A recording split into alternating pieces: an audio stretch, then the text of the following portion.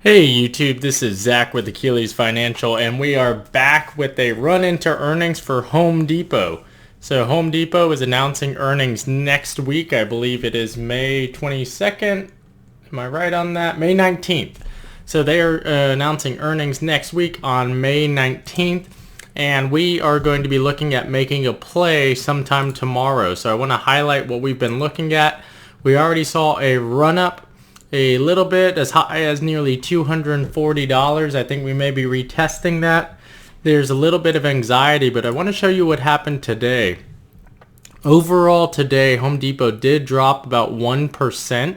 However, when we were looking at the broader market, particularly in the final hours, I'm just going to look at the S&P 500 or SPY. If we're looking at what happened throughout the day, I'm on the wrong one. If we're looking at what happened throughout the day for SPY, I want to just highlight the big sell-off we saw there at the end of the day.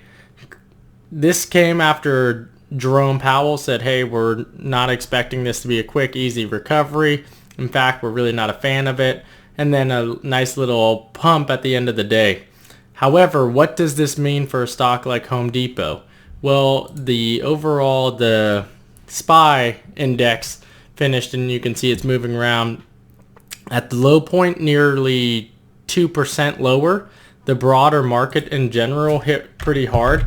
However, Home Depot relatively shook it off. Even over the course of the past week, we are coming down from those highs.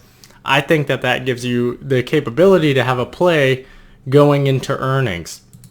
Over the course of the past month, Home Depot has recovered very admirably over the course of what has been a very rough time for a lot of companies, and you're seeing a lot of the tech stocks continue to improve, continue to get better, whereas some of these stocks like a Home Depot have not been doing so great, except in the case of Home Depot. So you're looking at general retail has not done well. Home Depot, a lot more people are home, they're doing home projects, it's continuing to do very well in sales and volume. So the question is that already priced in? If you look at the 3-month graph here, you can see they were already trading at the 344 before the crisis hit, and earlier this week they also were cresting right up to that 240. So the question here on a go-forward basis, what are some of the ways that maybe we can't buy into the stock for the long-term hold, but we still want to turn it for a profit? What I am looking at is these Home Depot options, and instead of necessarily looking to make a play for next week on the 22nd, because look how high priced these options are. I mean, we've got some pretty high premiums. This is essentially $600, $500 that we're paying if we expect to see that. And there is a lot of market volatility going on right now with the news surrounding U.S.-China trade relations, as well as you have very powerful people coming out saying we anticipate to continue in a bearish manner. However, if people are still at home, if we're still operating in limited capacity, I anticipate seeing more and more of these home projects. And as the economy does start to open back up again, we're going to see more building, more home projects from a person-to-person and skilled labor trade. So I anticipate that Home Depot will continue to perform in a positive manner. That being said, I don't know if I like the idea of necessarily looking next week and saying, hey, I anticipate the stock is going to jump that much, because look at this premium. We're not looking for a small jump here. The stock would have to go up nearly 4% from where it is today, and we've already seen a huge run up. So what I'm looking at is actually the July 17th calls, and as you can see, yes, the premiums are very high, but what I actually like here is the idea of running a debit spread. And depending on the price tomorrow, I may be looking, or really on Friday, so I can add a little bit more money to my account for cash. Or maybe I'll flip something by the end of the week and have this cash. But I'm looking to do a debit spread, and I'm looking at potentially doing 230 to 235. So what that means is I'm going to buy the call at 230 and sell the call at 235.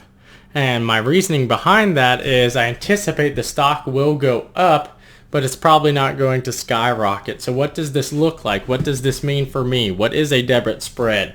I do anticipate doing a video in the near future over what debit spreads are, the difference between a normal call and a debit spread, which is buying and selling a call, is that we are basically capping our max gains, but also we're hedging a little bit against what we could lose. So if I'm looking at buying this, as you can see, it's going to cost me $230 to do this. If I were to go in here and buy that one contract, it'll cost me $230.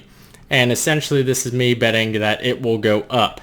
So what is the profitability capabilities for this trade?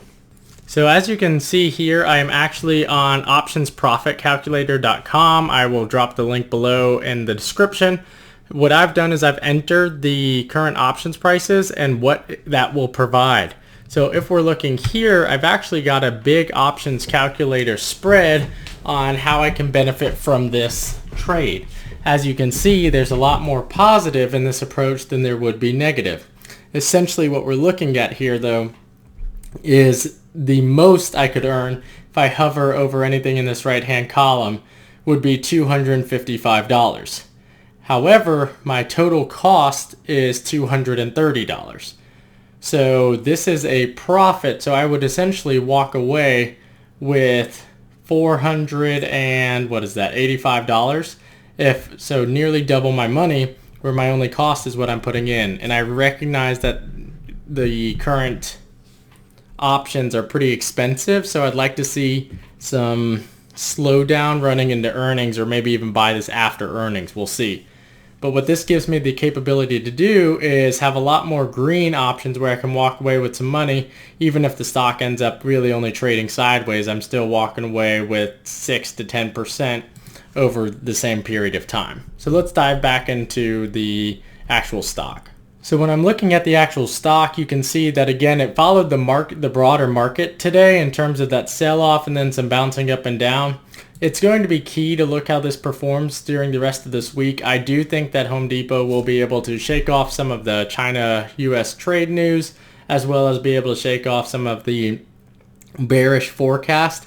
However, if they drop below that 225, I don't know if I'm going to make the trade. So we're going to be watching throughout the rest of the week, but I do want to see this into earnings, whether it's a long-term play or a short-term play. So this is what we're looking at for Home Depot. I am bullish on the overall value in terms of a long-term portfolio stock. However, we need to see what they're going to do and what guidance they're going to issue. So if you found this content helpful, please leave a like and subscribe. Thanks everyone. Talk to you later.